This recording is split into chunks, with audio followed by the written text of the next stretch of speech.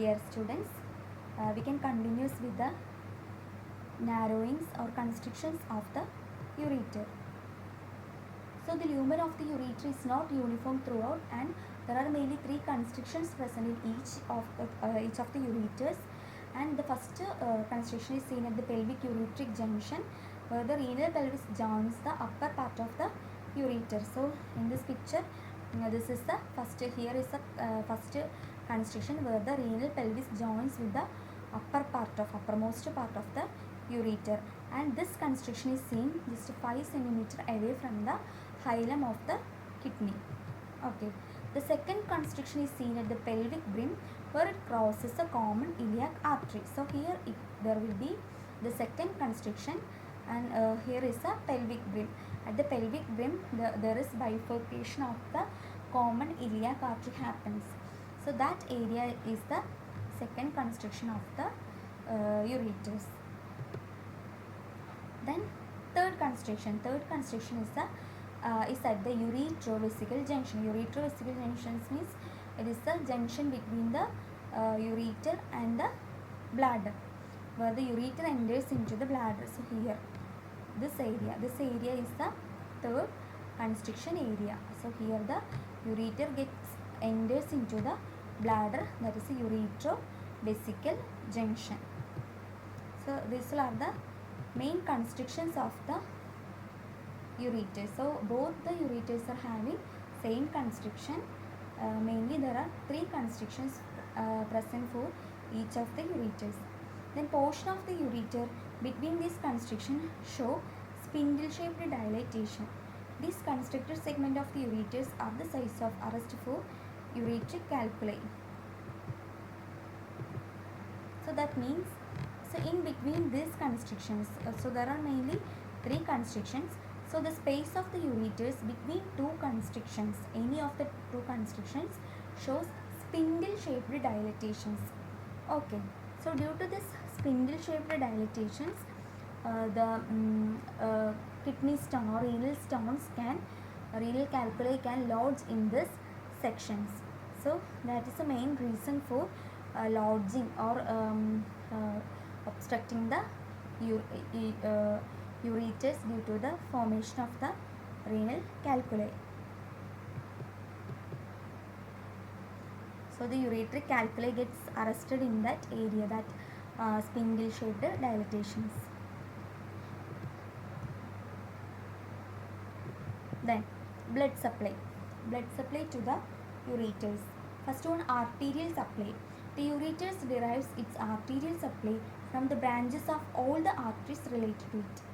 So the important arteries supplying ureter from above downward are renal arteries, testicular or ovarian arteries, direct branches from the aorta, internal iliac artery, vesical arteries, which includes both superior and inferior arteries, then middle rectal arteries and uterine arteries. So these are the important arteries which provides blood supply to the ureters: renal artery, testicular or ovarian artery, direct branches of aorta, then internal iliac artery, vesical artery, which include both superior and inferior arteries, middle rectal arteries and uterine arteries. Then next is venous drainage. Venous drainage, the veins from the ureters is drained into the vein corresponding to the arteries. So which may be the veins: renal vein, testicular or ovarian vein, the corresponding veins or corresponding veins of the arteries. Okay. So renal vein, testicular or ovarian vein, direct branches from the aorta, then internal iliac vein, then vesical vein, middle rectal vein and uterine veins.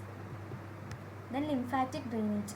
The lymph from the ureter is drained into lateral aortic and iliac nodes. So lymphatic drainage are mainly to lateral aortic node and iliac nodes. Then nerve supply. Coming to the nerve supply, it is mainly provided with sympathetic supply and parasympathetic supply. Sympathetic supply of the ureter is derived from T12 to L1 spinal segments through renal, aortic and hypogastric plexus. So 12th thoracic vertebrae to First, lumbar vertebrae, spinal segments through renal, aortic and hypogastric plexus. So this is the sympathetic nerve supply. Then regarding the parasympathetic nerve supply, the parasympathetic supply to the ureters are provided from S2 to S4 spinal segments through pelvic splanchnic nerves, second sacral to fourth sacral spinal segments through the pelvic splanchnic nerves. Then coming to the applied anatomy of the ureters. First one, ureteric colic. Ureteric colic means it occurs due to the obstruction of ureteric lumen by a stone. We have discussed regarding calculi formation in the ureters. So this ureteric colics are mainly developed due to the obstruction of this ureteric lumen by a stone. So the patient may felt some of the pain, some kind of colic pain. That referred pain of ureteric colic is related to cutaneous area innervated by the same spinal segments as that of the ureter. So that pain may be radiates to some of the cutaneous area whereas having the same spinal segment supply. Okay. Then injury to the ureter. So there is higher chance for getting injuries to the ureters during some of the surgical procedures and all. So the ureter may be injured at one of the following 4 sites, mainly point where the ureter crosses the iliac vessels, then in the ovarian fossa, then where the ureter is crossed by the uterine artery. So that is the most dangerous site because there is higher chance for getting injury at the site during hysterectomy surgical procedure. Hysterectomy means removal of the surgical removal of our uterus. So during this surgical procedure the injury can be happen at this area because the urine artery get passed passes at this area. So there is higher chance for getting injury. The next is the ureteric calculus.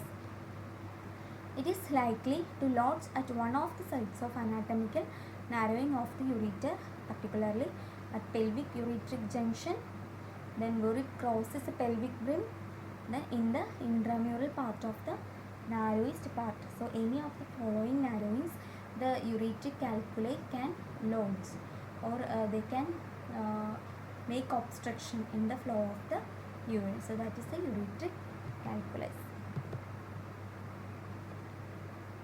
So here there is picture which shows common sites of injury. So the main areas are uterosacral ligaments, then pelvic brim, crossing of uterine artery. This is the most dangerous area.